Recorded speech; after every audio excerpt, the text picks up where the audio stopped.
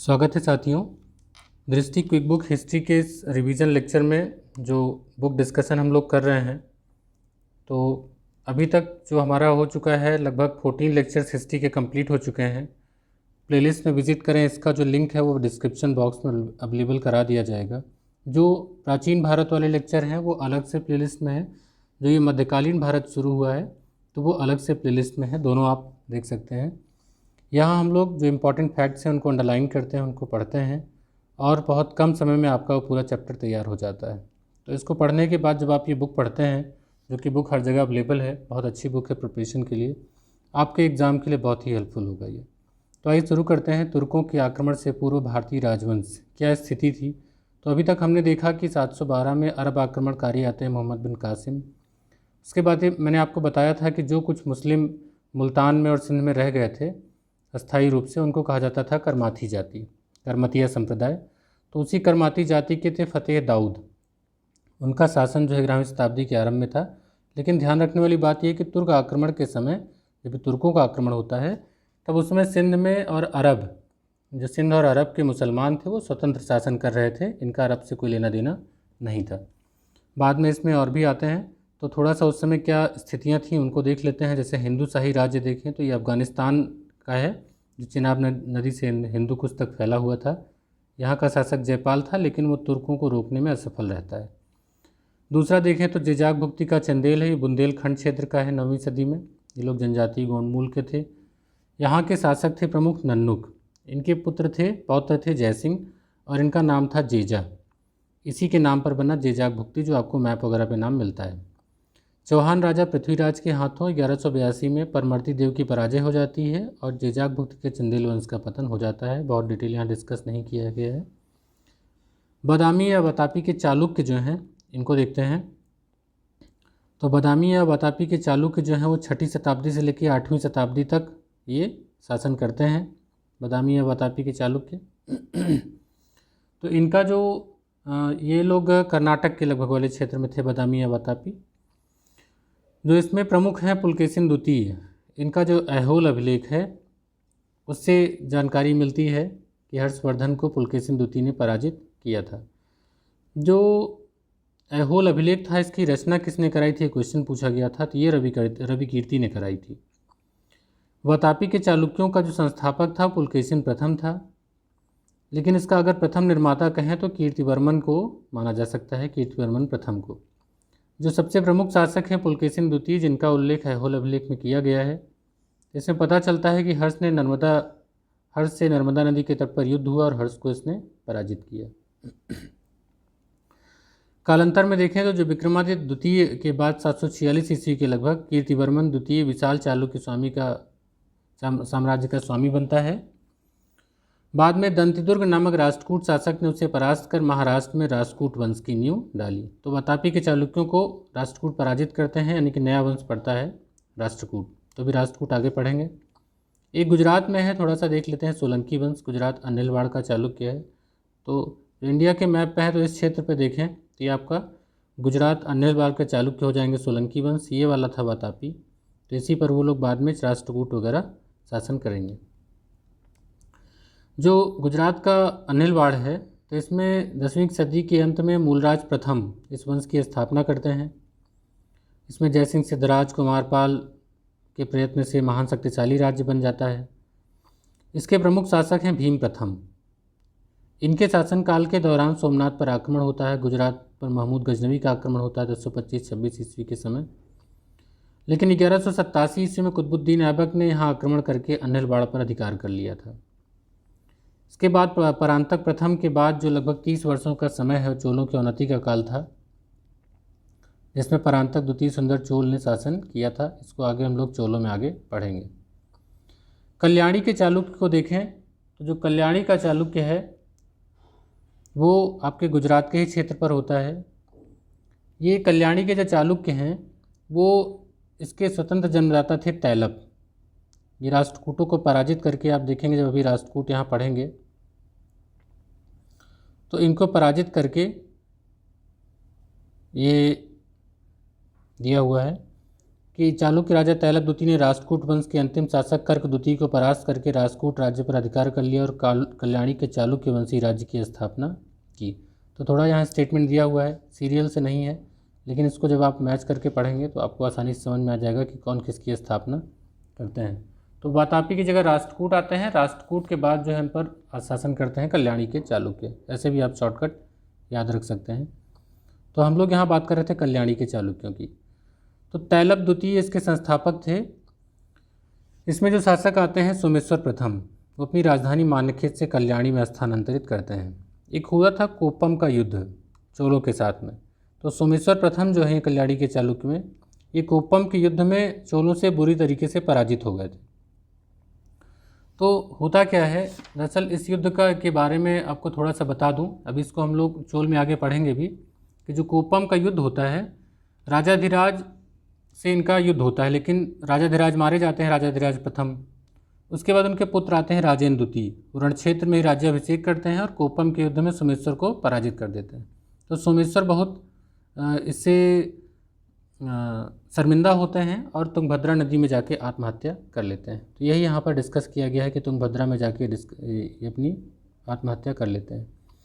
सोमेश्वर प्रथम के बाद उनका पुत्र आता है सोमेश्वर द्वितीय, और इसके बाद विक्रमादित्य षष्ठ आते हैं, सिंहासन पर बैठते हैं। इन्हीं की सभा में विक्रमांगदेव के रचयिता, विक्रमांगदेव चरित के रचयिता थे विल्हड़ रहते थे, और जो हिंदू कानून है मिताक्षरा, विज्ञानेश्वर उसके लेखक थे, तो विज्ञानेश्वर भी इसमें रहते थे।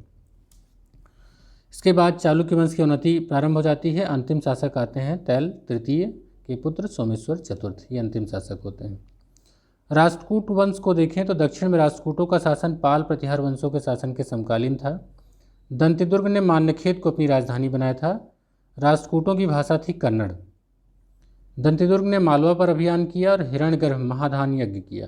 ये क्वेश्चन पूछा गया है कि हिरण्यगर्भ महादान यज्ञ किसने किया? दंतिदुर्ग ने, जिसमें प्रतिहारों ने द्वारपाल की भूमिका निभाई थी। ये भी इम्पोर्टेंट है। राष्ट्रकूट शासक अमोघ वर्ष ने वीर नारायण की उपाधि धारण करी। अमोघ वर्ष ने कविराज मार्ग ग्रंथ की रचना कन्नड़ भाषा में की। तो कविराज मार्ग की रचना किसने की? राष्ट्रकूट शासक अमोघ वर्ष ने, और इन्होंने वीर नारायण की उपाधि भी धारण की थी। देखिए, जो राष्ट्रकूट शासक में इंद्र तृतीय हैं, इनके समय में अलमसूदी भारत आता है। एक लड़ाई है प्रमुख है तक्कोलम की लड़ाई 949 ईस्वी में। इसमें राष्ट्रकूट शासक जो कृष्ण तृतीय होते हैं और चोल शासक परांतक प्रथम, दोनों में युद्ध होता है, जिसमें चोल शासक परांतक प्रथम पराजित होते हैं। और आप जानते हैं कि परांतक प्रथम के बाद में चोलों का अवनति काल शुरू हो जाता है। लगभग 30 वर्षों तक जो है चोलों का अवनति काल रहता है। बाद में राजराज प्रथम वगैरह जब आते हैं तब चोल शक्ति का फिर से जीर्णोद्धार होता है और राजराज प्रथम पांड्य, चेर और सिंघल के त्रिसंगठन को पराजित करते हैं। जो कृष्ण तृतीय हैं, ये इन्हीं के समय हलायुद्ध थे। ठीक है, हलायुद्ध के शासनकाल के समय, तो थोड़ा यहाँ मैंने मेंशन कर दिया इसको। इसके बाद राष्ट्रकूट शासक जो कृष्ण तृतीय हैं, इन्होंने रामेश्वरम में कृष्णेश्वर तथा गंड मार्तंडादित्य नामक मंदिर बनवाए। तो कृष्ण तृतीय आप देख रहे हैं कि प्रतापी शासक हैं, चोलों को भी पराजित करते हैं, मंदिर बनवाते हैं रामेश्वरम में कृष्णेश्वर और गंड मार्तंडादित्य। तो 2 मंदिरों का निर्माण इन्होंने करवाया। किसने? राष्ट्रकूट शासक कृष्ण तृतीय ने। अब इनकी खास बात ये थी कि जो कवि पोन्न थे वो राष्ट्रकूट शासक कृष्ण तृतीय के दरबार में रहते थे। इन्होंने शांति पुराण की रचना की थी। तो कृष्ण तृतीय काफ़ी इंपॉर्टेंट है, इसमें आप याद रखेंगे। इंद्र तृतीय को क्यों याद रखेंगे? अलमसूदी आया था। अमोघ वर्ष को क्यों याद रखेंगे? क्योंकि कविराज मार्ग ग्रंथ की रचना वीर नारायण की उपाधि इनके समय में हुई थी। तो यहाँ इनको मैंने हाईलाइट कर रखा है। 974-75 में चालुक्य राजा तैलप द्वितीय जो हैं, यही मैंने आपको पढ़ के भी बताया था कि राष्ट्रकूट वंश के अंतिम शासक थे कर्क द्वितीय। तो इन्हीं कर्क द्वितीय को परास्त करके राष्ट्रकूट राज्य पर अधिकार कर लिया और इसी पर कल्याणी के चालुक्य वंश राज्य की स्थापना करते हैं। तो जिसमें अभी आपने कल्याणी के चालुक्य में पढ़ा था कि सोमेश्वर प्रथम, सोमेश्वर द्वितीय वगैरह इसमें आते हैं। ठीक है, जिनको मैं अभी पढ़ चुका। अब इसके बाद पढ़ते हैं वाकाटक वंश। तो वाकाटक वंश जो है थोड़ा प्राचीन है, लगभग 255 ईस्वी के लगभग है। इसकी स्थापना करते हैं विंध्य शक्ति। आपने अगर गुप्त काल में पढ़ा हो तो मैंने इसको बताया था, इसमें बुक में डिस्कस किया था कि चंद्रगुप्त द्वितीय की विक्रमादित्य की जो पुत्री थी प्रभावती गुप्त, प्रभावती गुप्त का विवाह इसी वाकाटक वंश में होता है। और वो किससे होता है? तो मैंने मेंशन कर रखा है रुद्रसेन द्वितीय से। दरअसल जो चंद्रगुप्त विक्रमादित्य हैं ना, इस शकों को ही परास्त करके सकारी ये विक्रमादित्य की उपाधि धारण करते हैं। तो विक्रमादित्य की उपाधि ये शकों को पराजित करते हैं। तो शकों को पराजित करने में गुप्तों और वाकाटकों का सम्मिलित योगदान था। तो दरअसल इन्हीं की मदद से उन्होंने शकों को परास्त किया था। तो थोड़ा सा कनेक्ट करके भी लेंगे तो अच्छा पढ़ेंगे। तो चंद्रगुप्त द्वितीय विक्रमादित्य की पुत्री प्रभावती गुप्त का जो है विवाह रुद्रसेन द्वितीय से होता है। रुद्रसेन द्वितीय का नाम आपको इसमें नहीं मिलेगा, नहीं दिया हुआ है, लेकिन इन्हीं से विवाह हुआ। इन्हीं प्रभावती के अल्पवयस्क जो रुद्रसेन द्वितीय हैं, इनकी मृत्यु हो जाती है। तो प्रभावती गुप्त के संरक्षण में कुछ दिनों तक शासन चलता है और उन्हीं के पुत्र होते हैं जिनका नाम होता है दामोदर सेन, छोटे लड़के। वही दामोदर सेन का नाम बाद में आता है प्रवरसेन द्वितीय। तो यही शासन करते हैं और ये राजधानी को नंदीवर्धन से प्रवरपुर स्थानांतरित करते हैं। तो आपको थोड़ा सा यहाँ पर मिल जाएगा प्रवरसेन द्वितीय के बारे में। जो वाकाटक वंश है ना, इसकी राजनीतिक उपलब्धियों का विवरण अजंता गुहा लेख से मिलता है। और एक बात ये जान लीजिए कि अजंता की जो गुफा संख्या 9 और 10 है वही सबसे प्राचीन है और ये वाकाटक काल से संबंधित है। तो आपको देखिए इसमें कई पॉइंट मिल जाते हैं। एक तो ये प्राचीन है, विंध्य शक्ति इसकी स्थापना करते हैं और ये मौर्य से भी संबंध है, इनका वैवाहिक संबंध है। और प्रभावती गुप्त के जो पुत्र हैं प्रवरसेन द्वितीय, उन्होंने राजधानी परिवर्तन किया है प्रवरपुर में। और थोड़ा सा यहाँ एक इम्पॉर्टेंट बात ये भी आ जाती है कि 2 ग्रंथों की रचना हुई है, एक हुई है सेतुबंध और एक हुई है हरविजय। तो सेतुबंध की रचना जो है प्रवरसेन द्वितीय ने की है। हालांकि एस के पांडे की बुक में देखें तो सेतुबंध की रचना जो है वो दिखाया गया है रुद्रसेन द्वितीय को। तो थोड़ा सा ये मुझे विवादित लगा, इसको थोड़ा सा आप भी चेक करिएगा, मैं भी देखूंगा, अगर कुछ होगा तो डिस्क्रिप्शन बॉक्स में आपको दे दूंगा। सर्वसेन ने हरविजय नामक प्राकृतिक काव्य ग्रंथ की रचना की। वाकाटकों का जो राज्य है ना, इसमें आप देखेंगे तो संस्कृत की विदर्भी शैली का विकास होता है। ऐसी मान्यता है कि चंद्रगुप्त द्वितीय वैवाहिक संबंध थे, तो इनके जो राजकवि थे कालिदास, वो कुछ समय तक प्रवरसेन द्वितीय की राजसभा में रहे थे और माना जाता है कि यहीं पर रह करके इसी विदर्भी शैली में उन्होंने मेघदूतम की रचना की थी। तो वाकाटक वंश काफ़ी इंपॉर्टेंट है, कई महत्वपूर्ण जानकारियाँ यहाँ मिलती हैं। उसके बाद आप देखेंगे तो स्थापत्य कला के हिसाब से और पल्लव वंश बड़ा ही महत्वपूर्ण है। स्थापत्य भी और साहित्य भी दोनों में बहुत समृद्ध है पल्लव वंश। तो देखते हैं पल्लव वंश के संस्थापक कौन है। सिंह विष्णु 565 से 600 ईस्वी के लगभग। इनकी राजसभा में रहते थे संस्कृत के विद्वान भारवी। आप जानते हैं कि महाकवि भारवी जो थे उन्होंने किरातार्जुनीय महाकाव्य लिखा था। तो सिंह विष्णु के बाद जो उत्तराधिकारी आते हैं, इनके पुत्र आते हैं महेंद्र वर्मन प्रथम। ये देखिए महान निर्माता थे, इन्होंने अनेक मंदिरों चैत्यों का महेंद्र वर्मन शैली ही कही जाती है, अनेक मंदिर चैत्यों का निर्माण करवाने के कारण इनको चैत्यकरी की उपाधि इन्होंने धारण करी। कवि भी थे, संगीतज्ञ भी थे। इन्होंने एक नाटक की रचना की थी जिसका नाम था मत्तविलास प्रहसन, जिसमें इन्होंने कापालिकों और भिक्षुओं पर व्यंग कसा है। बल्कि संगीत में भी इनकी रुचि थी। जो प्रसिद्ध संगीतज्ञ रुद्राचार्य थे इन्होंने इससे संगीत की दीक्षा ली थी। तो ये रहा आपका किसके बारे में, महेंद्र वर्मन प्रथम के बारे में। तो आपने देखा सिंह विष्णु और महेंद्र वर्मन प्रथम। इसके बाद आप देखेंगे तो एक ताम्रपात्र है और महावंश है। इसमें नरसिंह वर्मन प्रथम के बारे में थोड़ा सा बताया गया है। ये नरसिंह वर्मन प्रथम जो है 630 से 668 ईस्वी के समय में है। ये श्रीलंका के मान वर्मा की सहायता करते हैं, एक नौसेना सिंघल भेजते हैं। ऐसा पूछा जाता है कौन सा पल्लव शासक था जिसने श्रीलंका के शासक मान वर्मा की सहायता की थी। तो नरसिंह वर्मन प्रथम भेजते हैं। खास बात यह भी है कि इन्हीं के समय में चीनी यात्री वेनसांग कांची गया था और उसने बताया कि कांची लोग उत्साही, सत्यवादी और विद्या प्रेमी थे। नो डाउट थे वो। एक इम्पॉर्टेंट लेख मिलता है वेल्यूर पाल्यम लेख। इसका अभी आप 2 जगह देखेंगे, एक तो नरसिंह वर्मन प्रथम के बारे में बताता है, एक दंती वर्मन के बारे में बताता है। तो इस वेल्यूर पालम लेख में नरसिंह वर्मन प्रथम के बारे में बताया गया कि इसने बादामी के चालुक्य, जो वातापी के चालुक्य थे, उनके पर विजय प्राप्त करी। तो एक विजय स्तंभ का निर्माण करवाया और विजय प्राप्त करी है तो वातापी कोंड और महामल्ल की उपाधि धारण करते हैं। तो वातापी कोंड की उपाधि किसने धारण करी थी, तो पल्लव शासक नरसिंह वर्मन प्रथम। उल्लेख कहाँ मिलता है, वेल्यूर पाल्यम लेख में। इसी वेल्यूर पाल्यम अभिलेख में ही दंती वर्मन को विष्णु का अवतार बताया गया है। ठीक है, तो ये थोड़ा इम्पॉर्टेंट हो जाता है। अब इसके बाद इसमें एक इम्पॉर्टेंट देखें, आपने नरसिंह वर्मन प्रथम को देखा था, नरसिंह वर्मन द्वितीय को देखिए। यहाँ जो आते हैं शासक, इनका शासनकाल है 700 से 728 ईस्वी। इन्होंने कांची के कैलाशनाथ मंदिर और महाबलीपुरम के सूर्य मंदिर का निर्माण करवाया था। और ख़ास बात यह है कि इनकी राजसभा में संस्कृत विद्वान दंडिन रहते थे। तो सिंह विष्णु की सभा में भारवी थे जो किरातार्जुनीयम की रचना करते हैं, और महाकवि दंडी जिनकी रचना है 10 कुमार चरित काव्यादर्श, इनकी रचना है, ये प्रमुख इंपॉर्टेंट है संस्कृत ग्रंथ हैं महाकवि दंडी, वो किसके दरबार में रहते हैं? नरसिंह वर्मन द्वितीय। और ख़ास बात क्या है कि कांची का कैलाशनाथ मंदिर, महाबलीपुरम का सूर्य मंदिर इन्होंने बनवाया था। ठीक है, तो वेल्लूर पाल्यम अभिलेख को हमने बता ही दिया, दंडी और भारवी के बारे में बता दिया, तो ये सभी पल्लव से ही संबंधित हैं। जो इसका अंतिम महत्वपूर्ण शासक होता है वो होता है अपराजित। और पल्लव कालीन, चूँकि मैंने बताया कि साहित्य और स्थापत्य दोनों में समृद्ध है, तो महेंद्र वर्मन शैली, मामल्ल शैली, राज सिंह शैली के अंतर्गत बहुत सारे मंदिर बनाए गए। तो इसको हम लोग जब कला और संस्कृति पढ़ेंगे तो यहाँ पर इनका बहुत रोल आएगा, तो उसको हम लोग दक्षिण भारत के इसके बारे में पढ़ेंगे। चोल को देखते हैं, तो इन्हीं पल्लवों के सामंत हैं चोल। तो कई बार यही पूछा गया है कि चोल पल्लवों के सामंत थे, तो बिल्कुल सही है ये। इनका इतिहास जो है अभिलेखों से जाना जाता है, जिसमें संस्कृत, तमिल, तेलुगु, कन्नड़ भाषा में लिखे गए हैं। जो इनका चोल मंडलम था, यानी कि इनका जो राष्ट्र था, वो पेन्नार और कावेरी नदियों के बीच पूर्वी तट पर था। तो इसमें कोरोमंडल तट, उरैयूर, कावेरीपट्टनम, तंजावुर के क्षेत्र शामिल थे। तो देखते हैं इनकी स्थापना कौन करते हैं। तो आप जानते हैं कि जो चोलों के साम्राज्य की स्थापना करते हैं ये 9वीं शताब्दी में, ये करते हैं विजयालय।